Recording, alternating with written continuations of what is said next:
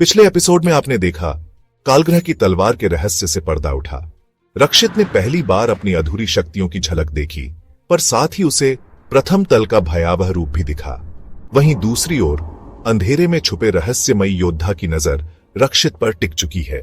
अब रक्षित की परीक्षा केवल बाहरी शत्रु नहीं, बल्कि उसके भीतर की याददाश्त भी है।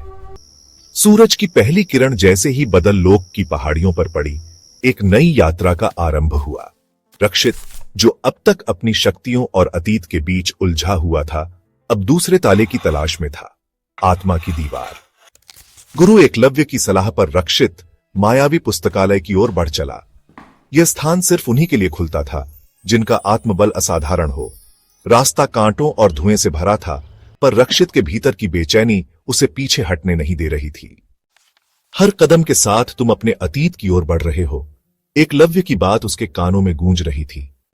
रक्षित की आंखों के सामने वो पल कौंधा जब उसने पहली बार कालग्रह की शक्ति को खुद में महसूस किया था। 3 दिन की कठिन यात्रा के बाद वो एक विशाल पर्वत की तलहटी में पहुंचा, जहां दीवारों पर पुरातन मंत्र खुदे थे। एक हल्की सी रोशनी ने उसके सामने एक द्वार खोला। वो था मायावी पुस्तकालय।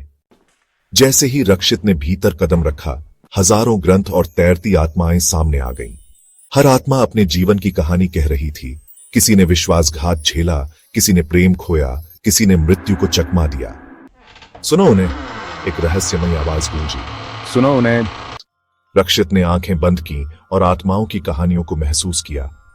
हर दर्द, हर पछतावा उसके अंदर उतरने लगा। तभी एक पुस्तक हवा में चमकी नरक की गहराइयों से। रक्षित ने जैसे ही उसे छुआ, एक तेज प्रकाश में सब गायब हो गया। वो एक विशाल कक्ष में पहुंचा, जहां एक दीवार थी, काली, ठंडी और बिल्कुल शून्य जैसी। ये थी आत्मा की दीवार, जहां रक्षित को अपने मन के सबसे गहरे डर से भिड़ना था। तुम कौन हो? रक्षित स्तब्ध था। दीवार बदलती रही, कभी मां का चेहरा बनी, कभी पिता की पुकार, कभी नयन की मुस्कान। तुम अपनी पहचान भूल चुके हो, दीवार बोली, पर शक्ति कभी भूलती नहीं।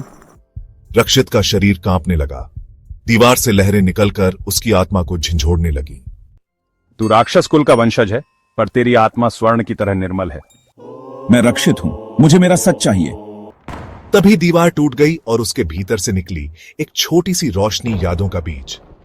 बीज को छूते ही उसे अपने बचपन की कुछ झलकियां दिखीं। एक युद्ध भूमि जहां राक्षसी शक्तियां हावी थीं और एक बूढ़ा व्यक्ति जो उसे गोद में उठाकर बचा रहा था। बीज के साथ साथ उसकी हथेली में एक नया चिन्ह उभर आया, अग्नि का चिन्ह। अब उसकी शक्ति बढ़ गई थी। उसके अंदर का द्वंद्व थम गया था। उसने आत्मा की दीवार को पार कर लिया था। जैसे ही वो पुस्तकालय से बाहर निकला, सामने वही रहस्यमयी योद्धा खड़ा था, कालवीर। उसके चेहरे पर कोई भाव नहीं था, पर उसकी आंखें रक्षित के भीतर झांक रही थीं। तीसरे ताले से पहले तुम्हें मुझे हराना होगा। रक्षित ने तलवार खींची, अग्नि का चिन्ह चमक उठा। स्टोरी पसंद आई तो लाइक करें और ऐसे ही थ्रिलिंग कहानियों के लिए चैनल को सब्सक्राइब करना ना भूलें। मिलते हैं अगले एपिसोड में, तब तक के लिए गुड बाय।